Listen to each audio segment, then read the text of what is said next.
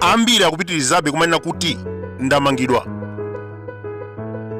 Ndimafuna nditsutse zimene zikachikena ponena kuti amene amangidwa uja sakukhuzana ndi Bakili News TV ndipo aboma akudziwa zimenezi. Akanakhala kuti ndi admin, boma likanapeza access ndi kupanga delete page yathu. Koma apapa amanga munthu olakwika ndipo aboma akuyenera mpepese. Tikukumbukira atamanga Zikhale Ng'oma anasangalala kwambiri mpaka nagundika ndi kulengeza pa Facebook pawo akuti tamanga nyamata Bakili News TV. But how? Wambwita ise ndipo ameneyo umulipira osakufuna. Chachiwiri ndikufuna nditsutse zimene akunena Bambo Moses Kunkuyu kunena kuti former president Dr. Bakili News watisumira chifukwa chogwiritsa ntchito dzina lake. Izinso ndi zabodza, ndi mapropaganda chabe amene MCP ikugwiritsa ntchito pofuna kuthana ndi chilungamo. Akuluakulu, sizikufunika munthu kupita ku sukulu kuti akatenge degree kuti adziwe choonadi pa nkhani imeneyi. Kumalawi kuno anthu amakhala ndi mayina ofanana. A John Banda alipo ambirimbiri, Peter Banda ndi ambirimbiri, komanso Bakili News ndi ambirimbiri. Pa nkhani imene akunkuya kunena kuti ifeyo tikugwiritsa ntchito dzina former president Dr. Bakili News ndi zabodza. Mwachitsanzo, president wakale ndi Eson Bakili News pamene ifeyo ndi Bakili News TV. Komanso kuyambira kalekale ifeyo sitinanenepo kunena kuti timayimira former president Dr. Bakili News. Ndiye MCP isakupusiseni kuti News watisumira, limeneyo ndi bodza la nkunkhuniza.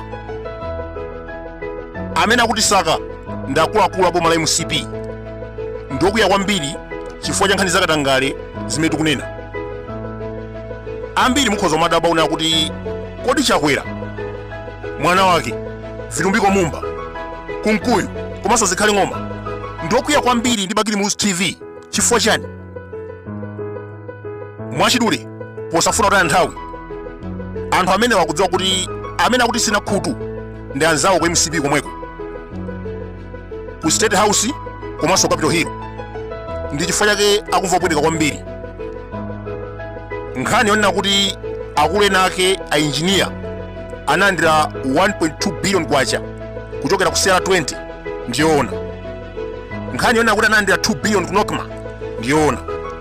Nkhani yonena kuti ku Nokma kuja kuli makampani ngati Augusta, Adax, makampani okwana 4 amene ali pansi pa Chakwera ndi anzake achina Vitumbiko Mumba ndiyoona.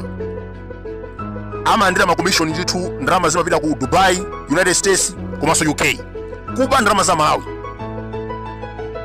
Nkhani yonena kuti Alan Witika waphedwa ndi anduna ndiyoona.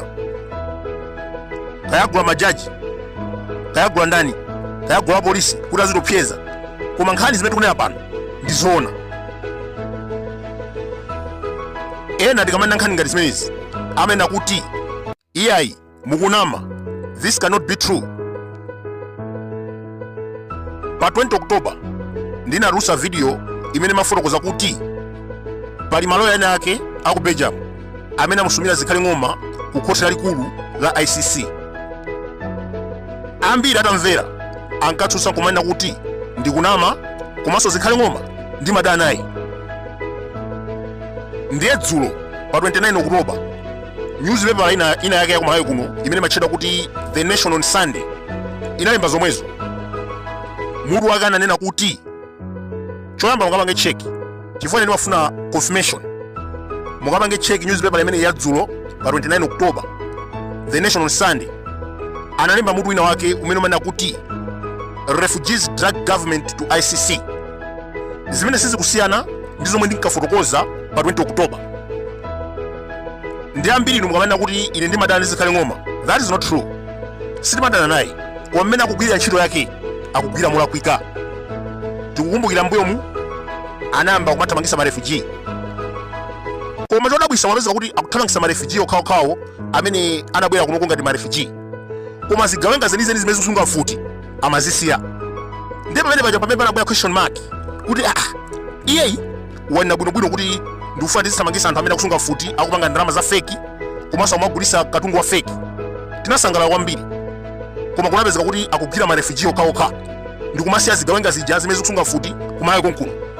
Ndi pamene panabwera speculation yona kuti akulu amenewa akugwirizana ndi Paul Kagame kuti azizuza anthu amene ali mahutu kuno ku Malawi. Tinadzaona kuti patsogolo pake ndithu zikutheka anapasidwa 2 billion imene ili $2 million kuchokera kwa Kagame, umene unali mbono kwanira kuna kuti boma la Malawi lagulidwa ndi Rwanda kuti lizizuza ma refugees. In short, Zikhale Ng'oma simadana naye, atachoka pa unduna umene ujawo ndikupita kwawo tikhautatana naye, koma ngati ali Minister of Homeland Security amene akuyenda kubwesa chitetezo m'dziko muno tikhati kukamba za iye. Pa 20 October nditafotokoza kuti pali maloya aku Belgium amene amusumira Zikhale Ng'oma ku ICC ambiri amatsutsa.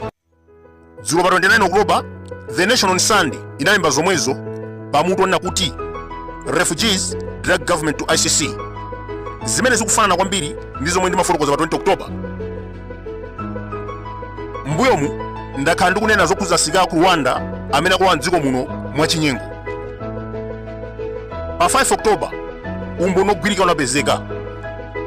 Dziko la Zambia linagwira Gentile Chiramata pa Kenneth Kaunda International Airport atathawa kuno ku Malawi kudzera ku Chinji border mothandizidwa ndi akuluakulu boma.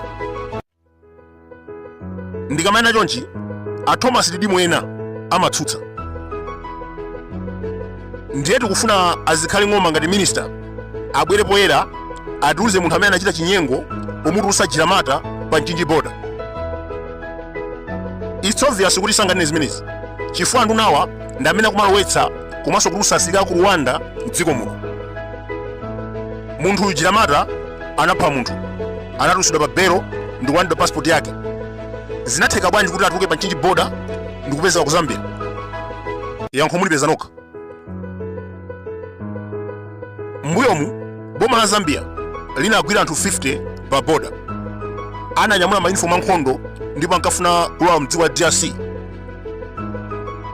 Atawafufuza anapezanso kuti amachokera kuno ku Malawi koma ndi nzika za ku Rwanda. Now the question is, kodi anthu amenewa akumalowa bwanji kuno ku Malawi nanga kumatuluka bwanji? Muyankhe mafunso amenewa osati muzitumiza polisi kudzandopseza.